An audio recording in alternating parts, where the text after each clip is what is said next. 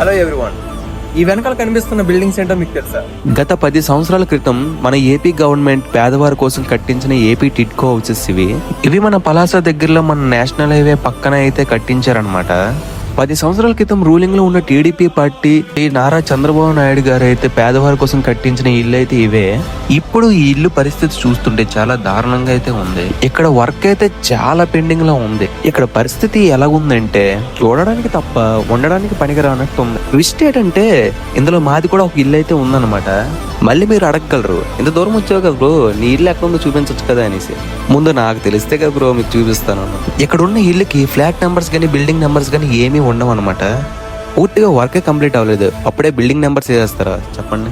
ఇక్కడ ఎవరెవరికైతే ఇల్లు వచ్చాయో ఇప్పటికీ సఫర్ అవుతున్నారు గత 10 సంవత్సరాలుగా. ఇప్పుడు ప్రెజెంట్ మళ్ళీ టీడీపీ పార్టీ రూలింగ్ లో ఉంది కాబట్టి ఈ ఇల్లు తాలూకు పనుల్ని తొందరగా పూర్తి చేస్తారనేసి మనస్ఫూర్తిగా కోరుకుంటున్నాం.